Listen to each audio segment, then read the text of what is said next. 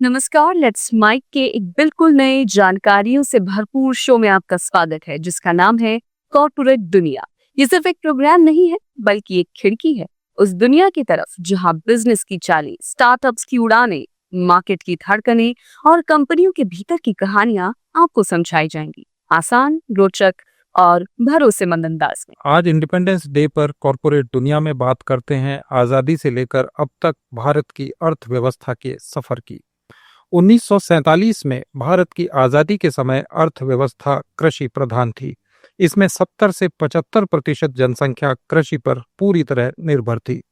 British औपनिवेशिक शासन ने औद्योगिक विकास को अवरुद्ध किया, जिससे प्रति व्यक्ति आय लगभग $50 और उस समय जीडीपी $40 बिलियन थी। बुनियादी ढांचा कमजोर और व्यापार बहुत सीमित था। देश कई तरह की चुनौतियों से जूझ रहा था। 1950 से 1990 के दशकों में भारत ने प्लान्ड इकोनॉमी अपनाई। पंचवर्षीय योजनाओं और लाइसेंस राज के तहत भारी उद्योगों और सार्वजनिक क्षेत्र पर काफी ध्यान दिया गया। इस दौरान औसत विकास दर 3.5% रही, जिसे हिंदू रेट ऑफ ग्रोथ कहा गया। 1980 तक जीडीपी $186 बिलियन पहुंची, लेकिन 1991 में विदेशी मुद्रा भंडार $1 बिलियन से कम होने के कारण आर्थिक संकट पैदा हो गया। 1991 के सुधारों ने भारत की अर्थव्यवस्था को बदल दिया। उदारीकरण, निजीकरण और वैश्वीकरण ने विदेशी निवेश और निजी क्षेत्र को बढ़ावा दिया। सन 2000 तक भारत की जीडीपी $476 बिलियन हो गई। 2004 से 2008 के दौरान भारत ने 8 से 9% की काफी ऊंची विकास दर हासिल की। 2010 में हमारी जीडीपी $1.7 ट्रिलियन थी और भारत उभरती हुई अर्थव्यवस्थाओं में अग्रणी बन गया। हालांकि 2011 से 13 में वैश्विक मंदी और कई नीतिगत बाधाओं के कारण विकास दर 4.5% तक गिरी। 2020 में कोविड महामारी के कारण जीडीपी में 6.6% की गिरावट आई, लेकिन 2021-22 में 8.9% की रिकवरी हुई। 2024-25 में भारत की जीडीपी $4.3 ट्रिलियन तक पहुंच गई, जिससे ये विश्व की चौथी सबसे बड़ी अर्थव्यवस्था बन गई। आज भारत में प्रति व्यक्ति आय $2,730 है। फिर भी बेरोजगारी, आय की असमानता और बढ़ती महंगाई चुनौतियां बनी हुई हैं। पिछले 89 वर्षों में भारत ने उल्लेखनीय प्रगति की है। दुनिया की तीसरी बड़ी अर्थव्यवस्था बनने जा रहे भारत के सामने अभी भी समावेशी विकास और संरचनात्मक सुधारों जैसी चुनौतियां सामने हैं। अब बात करते हैं कॉरपोरेट जगत की प्रमुख खबरों की। स्वतंत्रता दिवस पर भारतीय अर्थव्यवस्था के लिए अच्छी खबर यह है कि ग्लोबल रेटिंग एजेंसी S&P ने भारत की लॉन्ग टर्म क्रेडिट रेटिंग को BBB- से बढ़ाकर BBB कर दिया है। ये स्थिर नजरिए के साथ इन्वेस्टमेंट ग्रेड में एक पायदान ऊपर है। मजबूत आर्थिक वृद्धि, बेहतर राजकोषीय नीतियां और महंगाई पर नियंत्रण के उपायों के कारण ये अपग्रेडेशन हुआ है। BBB रेटिंग दिखाती है कि भारत अपने कर्ज को आसानी से चुका सकता है। इस साल मई में DBRS ने भी भारत को BBB रेटिंग दी थी। वित्त मंत्रालय ने इसे 18 साल बाद एक बड़ा अपग्रेड बताया और कहा कि भारत की अर्थव्यवस्था मजबूत हुई है। बुनियादी ढांचे, समावेशी विकास और राजकोषीय घाटा कम करने की कोशिशों को इसका अहम कारण माना जा रहा है। अनुमान लगाया गया है कि इस साल भारत की जीडीपी 6.5% बढ़ेगी। एजेंसी ने कहा कि अमेरिकी टैरिफ का भारत पर कम असर होगा, क्योंकि निर्यात का जीडीपी में केवल 1.2% योगदान है और 60% वृद्धि घरेलू खपत से आती है। ये अपग्रेड अमेरिकी राष्ट्रपति ट्रंप के डेट इकोनॉमी वाले बयान के बाद आया है। एजेंसी ने चेतावनी भी दी है कि अगर सार्वजनिक फाइनेंस में कमी दिखी तो ये रेटिंग घट सकती है, लेकिन अगर राजकोषीय घाटा और सरकारी ऋण जीडीपी के 6% से नीचे आए तो ये रेटिंग बढ़ भी सकती है। भारत की अल्पकालिक रेटिंग A3 से A2 हो गई है। रेटिंग बढ़ने से गवर्नमेंट बॉन्ड्स की कीमतें बढ़ी हैं और 10 वर्षीय बॉन्ड की यील्ड में 10 बेस अंकों की कमी आई है। अमेरिका द्वारा भारतीय उत्पादों पर लगाए गए भारी शुल्क के कारण उत्पन्न संकट से निपटने के लिए महाराष्ट्र सरकार ने मछली, आम और काजू के एक्सपोर्ट पर टैरिफ वृद्धि के प्रभाव के लिए एक समीक्षा बैठक की। राज्य सरकार ने मत्स्य और कृषि उत्पादों की घरेलू खपत बढ़ाने और नए एक्सपोर्ट बाजारों की तलाश करने की योजना बनाई है, ताकि किसानों और मछुआरों को कम से कम नुकसान हो।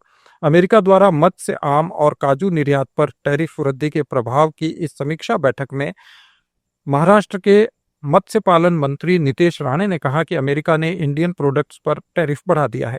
इससे अमेरिका में भारतीय प्रोडक्ट्स महंगे होने और उनकी मांग कम होने की संभावना है।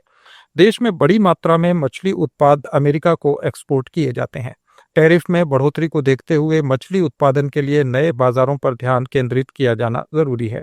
इसके साथ ही डोमेस्टिक मार्केट में मछली की बिक्री और सप्लाई बढ़ाने की कोशिश भी की जानी चाहिए। समुद्री उत्पाद विकास प्राधिकरण को दूसरे देशों के बाजारों पर विचार करते हुए मछली, खास तौर पर झींगा के घरेलू बाजार में बिक्री के लिए उपाय सुझाने को कहा गया है। गौरतलब है कि 2024-25 में महाराष्ट्र ने कृषि और खाद्य उत्पादों के एक्सपोर्ट से रिकॉर्ड 47,000 करोड़ रुपए कमाए थे। देश के सबसे बड़े सरकारी बैंक एसबीआई ने 89वें स्वतंत्रता दिवस के अवसर पर अग्निवीरों के लिए एक स्पेशल पर्सनल लोन स्कीम की शुरुआत की है।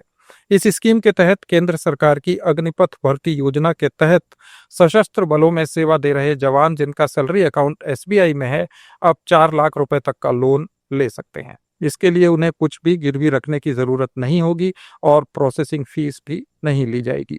बैंक ने बताया कि लोन चुकाने की अवधि अग्निपथ योजना की सेवा अवधि के अनुरूप ही होगी, जिससे आम जीवन में लौट रहे देश के वीर जवानों को ज्यादा सुविधा और फ्लेक्सिबिलिटी मिलेगी।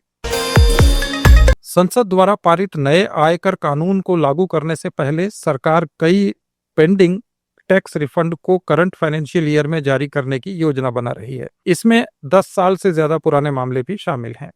इस तरह के करीब 1,000 करोड़ रुपए का रिफंड जारी करने का अनुमान है। ये आयकर विभाग की नई व्यवस्था में जाने से पहले की कवायद है, ताकि आयकर अधिनियम को लागू करने से पहले पुराने रिफंड मामलों का निपटान किया जा सके। नया इनकम टैक्स कानून 1 अप्रैल 2026 से प्रभावी होना है। जुलाई के महीने में निर्यात की तुलना में आयात में बढ़ोतरी ज्यादा रहने से भारत का व्यापार घाटा 8 महीने में सबसे ज्यादा 27.35 अरब डॉलर रहा। पिछले महीने ये 18.78 अरब डॉलर था। जुलाई में वस्तुओं का आयात 8.61% बढ़कर 64.59 अरब डॉलर रहा, जबकि एक्सपोर्ट 7% बढ़कर 37.24 अरब डॉलर रहा। इस दौरान सर्विसेज का निर्यात 1.4% बढ़ा और ये 31.03 अरब डॉलर तक पहुंच गया, जबकि सेवाओं का आयात 3.4% घटकर 15.4 अरब डॉलर रहा।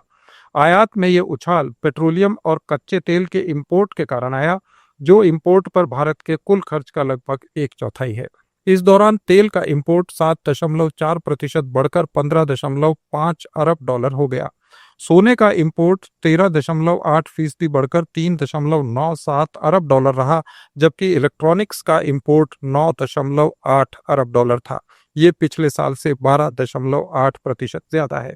इस दौरान फर्टिलाइजर का इंपोर्ट 133% बढ़ गया और ये 1.6 अरब डॉलर का रहा। देश 89वां स्वतंत्रता दिवस मना रहा है। ऐसे में खुदरा बाजार और मॉल्स को उम्मीद है कि रक्षाबंधन से शुरू हुई खरीदारी का दौर इस लंबे वीकेंड में भी जारी रहेगा। आज से शुरू हो रही छुट्टियों के दौरान फैशन रिटेलर्स को अपनी बिक्री में बढ़ोतरी की उम्मीद है। घरेलू उपकरण और इलेक्ट्रॉनिक्स जैसे सामानों की दुकानों में भी काफी भीड़ देखी जा रही है। लाइफस्टाइल से जुड़े प्रोडक्ट्स की बिक्री भी काफी दमदार बनी हुई है।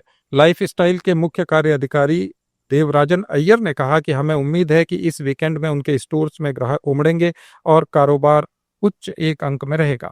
उन्होंने कहा कि इस बार छूट वाला स्टॉक कम है, अभी 15 से 25% तक की छूट दी जा रही है। आमतौर पर बड़े ब्रांड्स इंडिपेंडेंस डे सेल के दौरान 50% तक छूट का ऑफर देते रहे हैं। Society of Indian automobile manufacturers SIAM की ताज़ा रिपोर्ट के अनुसार इस साल जुलाई के महीने में देश में ऑटोमोबाइल्स की बिक्री ने स्टेबल प्रदर्शन दिखाया है। इसके साथ ही यात्री वाहनों, 2 व्हीलर्स, 3 व्हीलर्स और क्वाड्रीसाइकिल सहित सभी सेगमेंट्स में बिक्री 26.98 लाख यूनिट को पार कर गई। 2 व्हीलर सेगमेंट में पिछले साल की जुलाई से इस बार 8.7% की बढ़ोतरी हुई और बिक्री 15.67 लाख यूनिट को पार कर गई।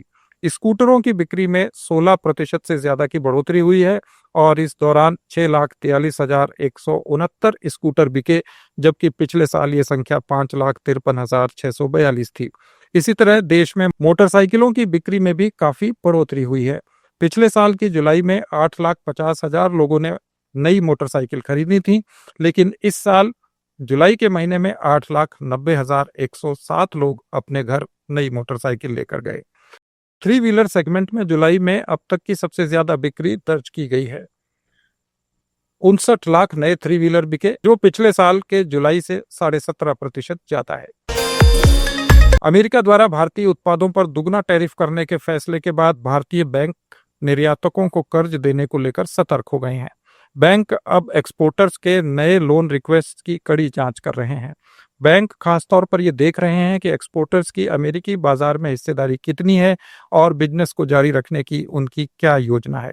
इस सख्ती के पीछे बैंकों की चिंता यह है कि टैरिफ बढ़ने से एक्सपोर्टर्स की वित्तीय स्थिति कमजोर हो सकती है और कर्ज डूबने का खतरा बढ़ सकता है। एक्सपोर्टर भी इस स्थिति से प्रभावित होकर नई बिजनेस स्ट्रेटेजीज पर काम कर रहे हैं ताकि ग्लोबल प्रतिस्पर्धा में बने रह सके। ब्लूमबर्ग की एक रिपोर्ट के अनुसार देश के 5 बड़े बैंकों के अधिकारी अब कपड़ा, रत्न और आभूषण उद्योग के निर्यातकों की वित्तीय स्थिति की गहन समीक्षा कर रहे हैं। नए एक्सपोर्ट फाइनेंसिंग प्रपोजल या रिन्यूअल के दौरान उधार लेने वालों से काफी सवाल भी किए जा रहे हैं। कई एक्सपोर्ट ऑर्डर्स होल्ड पर हैं क्योंकि भारत अमेरिका व्यापार वार्ता जारी है। डोनाल्ड ट्रंप ने हाल ही में भारतीय उत्पादों पर टैरिफ को दुगना कर दिया था। इस फैसले का असर लेबर बेस्ड इंडस्ट्रीज पर ज्यादा पड़ा है, जो पहले से वैश्विक प्रतिस्पर्धा से जूझ रहे हैं। कुछ कंपनियां अमेरिकी टैक्स से बचने के लिए उत्पादन को भारत से बाहर शिफ्ट करने, नए बाजारों में विस्तार करने और अमेरिका में अधिग्रहण करने पर भी विचार कर रहे हैं। बांग्लादेश और पाकिस्तान जैसे देशों से प्रतिस्पर्धा के चलते नुकसान की आशंका भी जताई जा रही है।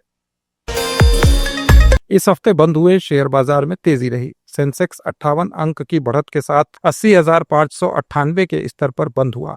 निफ्टी में भी 12 अंकों की तेजी रही और ये 24,631 पर बंद हुआ।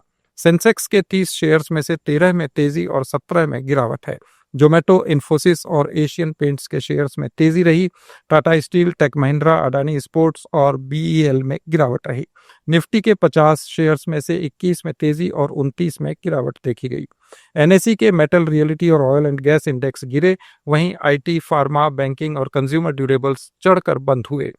एशियन मार्केट्स में जापान का निक्केई 1.4% नीचे और 42,649 पर, कोरिया का कोस्पी 0.04% ऊपर 3,226 पर बंद हुआ।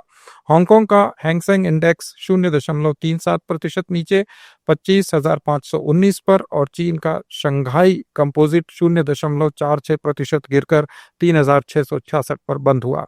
अमेरिका का डाउ जोन्स 1.04% ऊपर 44,922 अंकों पर बंद हुआ। वहीं नेस्टेक कंपोजिट 0.14% चढ़कर 21,713 और S&P 6,466 पर बंद हुआ। विदेशी इन्वेस्टर्स ने कैश सेगमेंट में 3,644 करोड़ रुपए के शेयर्स बेचे। वहीं घरेलू निवेशकों ने 5,623 करोड़ रुपए की नेट खरीदारी की। अगस्त के महीने में अब तक विदेशी इन्वेस्टर्स ने 22,265 करोड़ रुपए के शेयर्स बेचे हैं। वहीं घरेलू इन्वेस्टर्स ने इस दौरान 51,900 करोड़ रुपए की नेट खरीदारी की। ये थे कॉरपोरेट जगत के आज के कुछ प्रमुख समाचार। स्वतंत्रता दिवस की शुभकामनाएं। अपडेट्स के लिए जुड़े रहें लेट्स माइक के साथ। आप सुन रहे थे let's mike more than radio. Follow कीजिए हमें हमारे सोशल मीडिया प्लेटफॉर्म्स पर। It's time for news. It's time for More Than Radio. Presenting the first radio news app, Let's Mic. Let's Mic, a news-based app on your phone where you get to watch and listen news, talk shows, interviews, radio show podcasts. On Let's Mic, you get all relevant information of TV, print, radio, podcast, and digital. Let's Mic talks about every segment of life.